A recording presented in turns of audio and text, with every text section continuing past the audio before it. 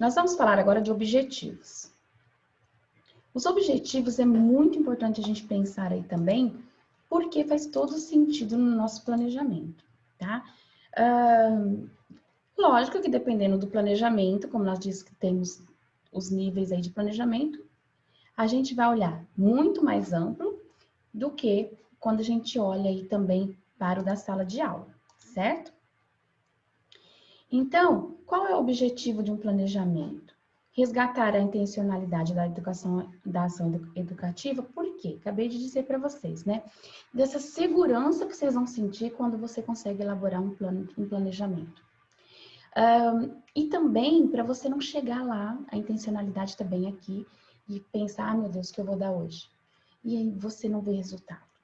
Porque eu preciso saber o que os alunos sabem para eu planejar, para eu ter avanço. Senão, não vai. A gente fica fazendo mais do mesmo, e a gente não vê resultado. Aí você se cansa, você se frustra, você é cobrada, e de verdade não fica prazeroso a nossa ação.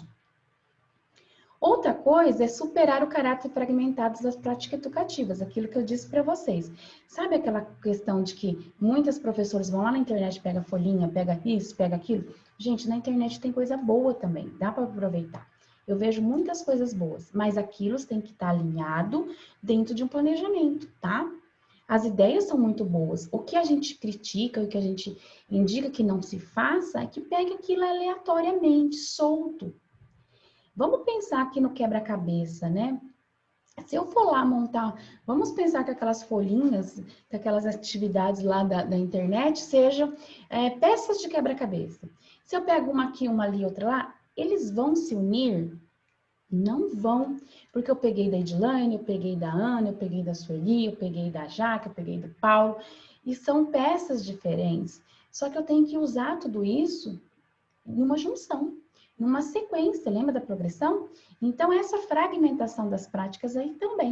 E pensando nas áreas do conhecimento, que dá para a gente aproveitar as áreas do conhecimento, vou mostrar depois isso para vocês também, para a alfabetização.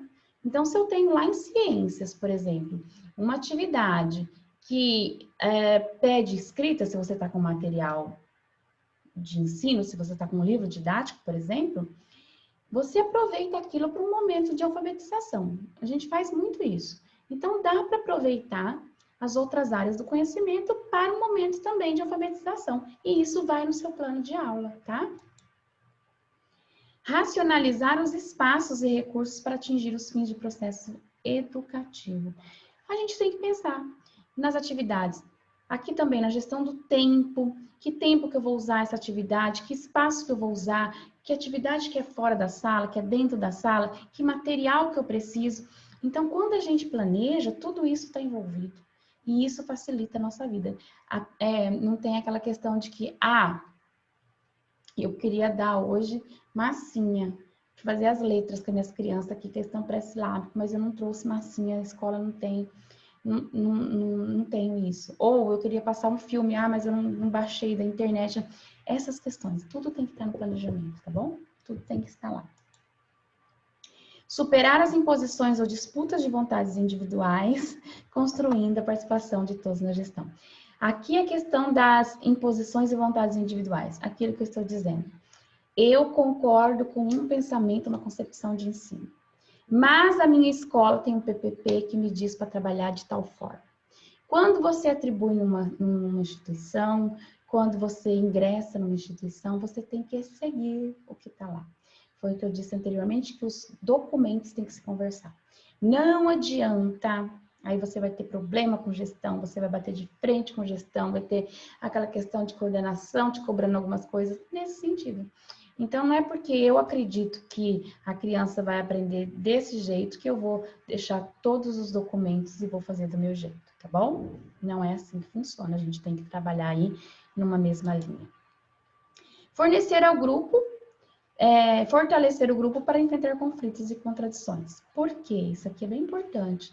Porque se você está falando aí o mesmo caminho, falando a mesma língua que a gente diz, né? Seguindo o mesmo caminho de uma gestão, essa gestão, quando o pai critica, já aconteceu isso comigo, tá? um pai critica alguma coisa, a gestão te apoia. É isso que a gente espera, né, da gestão.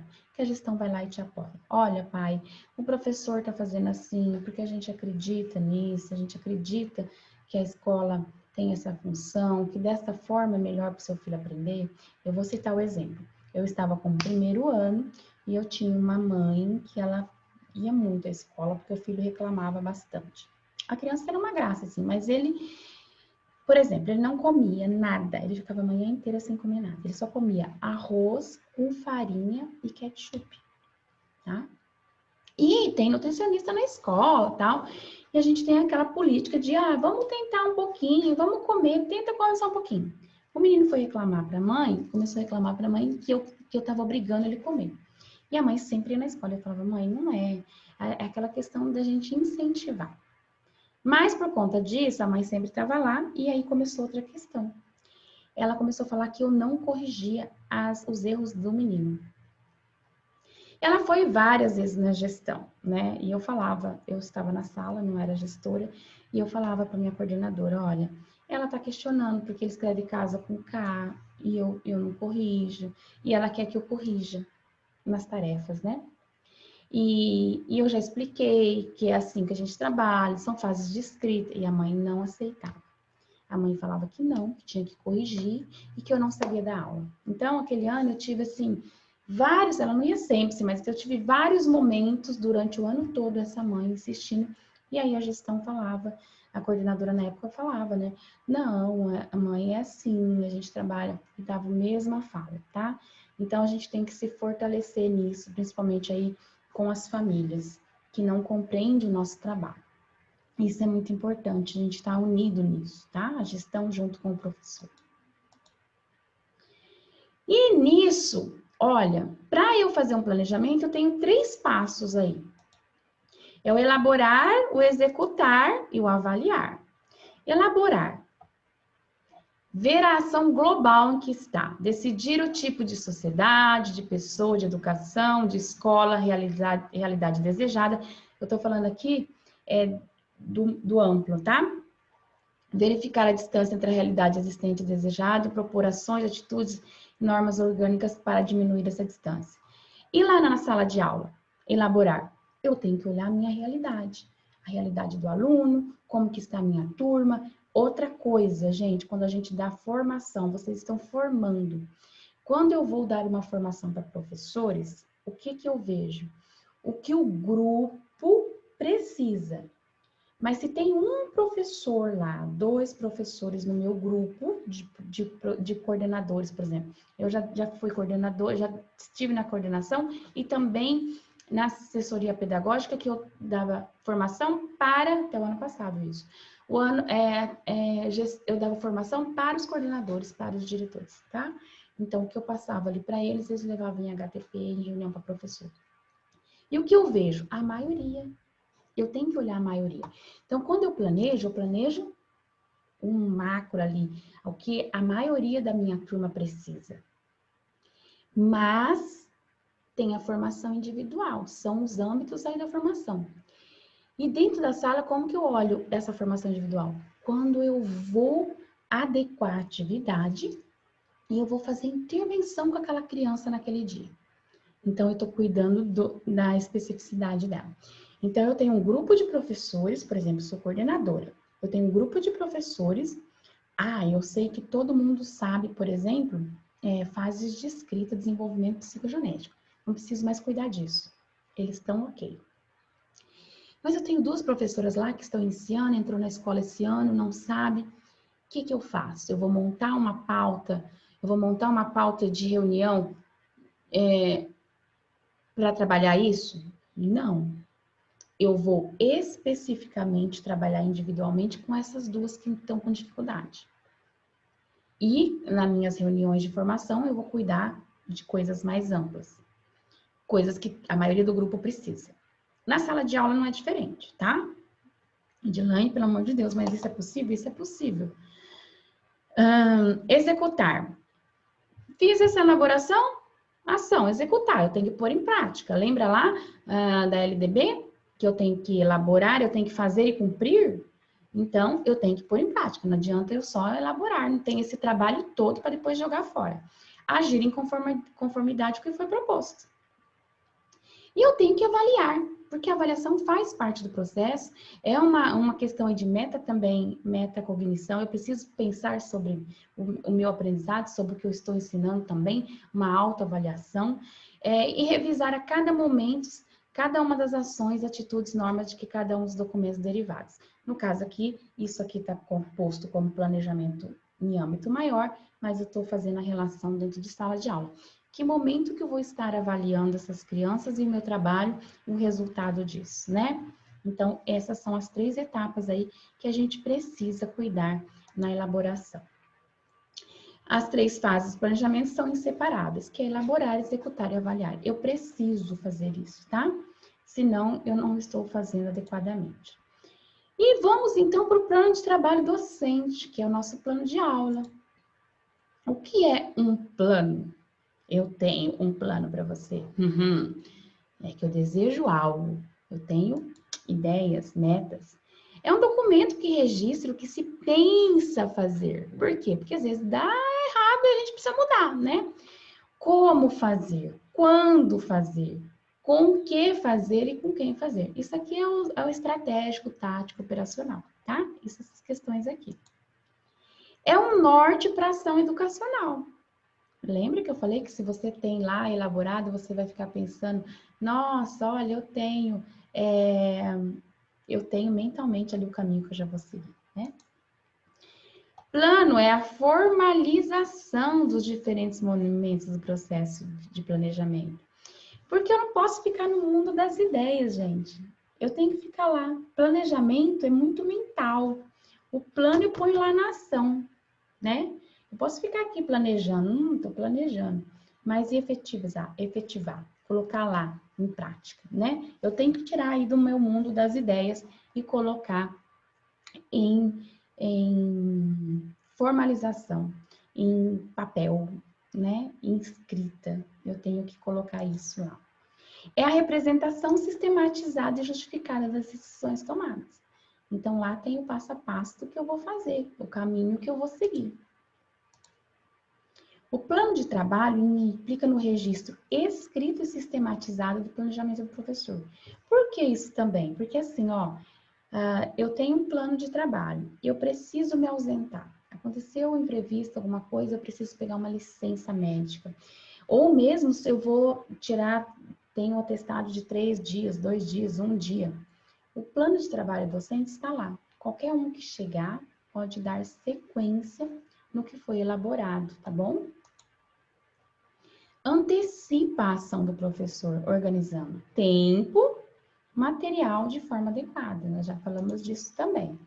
É um instrumento político e pedagógico que permite a dimensão transformadora do conteúdo. Pedagógico, conhecimentos acadêmicos. Político é quando eu penso nesse cidadão fora da escola.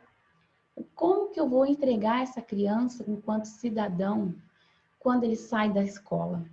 Como que essa criança vai ter possibilidades de agir numa sociedade ativamente? Então, se a gente pensar aqui, também já entra a alfabetização e letramento, né? Então, eu tenho que cuidar da parte específica e também da parte social. Permitir uma avaliação do processo de ensino-aprendizagem e possibilita compreender a concepção de ensino-aprendizagem e avaliação do professor. Quando você escuta falas, gente, é muito gritante para a gente que é gestor, a gente ouvir falas de professor. A fala do professor diz muito o que ele entende, o que ele acredita sobre educação, sobre aprendizagem. E quando você coloca isso lá no papel, também está lá refletido o que você acredita, tá? A sua concepção, como você acredita que pode ensinar e pode uma criança aprender. Memorizando, repetindo, copiando, a sua concepção está bem explícita ali nas entrelinhas quando a gente lê um plano de trabalho. As propostas que você oferece para essa aprendizagem. E também oriente e direciona o trabalho do professor, sem dúvida nenhuma. É uma parte burocrática muito chata, que a gente sabe, mas é obrigatória e função nossa de professor, mas que também nos dá um respiro, um suporte aí, não tenham dúvida. requer conhecimento prévio da proposta pedagógica curricular. Nós já falamos sobre isso, que os documentos têm que se conversar, tem que ser na mesma linha pedagógica. Pressupõe a reflexão sistemática da prática educativa. Então, eu estou lá sistematizando o que eu quero ensinar. A teoria vai se sistematizar dentro da sala de aula e estar colocada lá no meu plano, como que isso vai acontecer. E aí o planejamento, olha, ele requer elaboração, execução e avaliação. Então, para quê? É o nosso objetivo. O que? É o conteúdo que eu vou trabalhar. Como? É a metodologia, que aqui entra métodos e recursos. Que método que eu vou trabalhar e qual recurso? Com que? Recursos didáticos e o resultado, que parte da nossa avaliação. Então, o planejamento, para a gente pensar, é basicamente isso aqui, ó, o nosso plano de aula, nosso plano de trabalho docente. Para quê, o que, como, com o que, e aí o nosso resultado, que seria a parte avaliativa.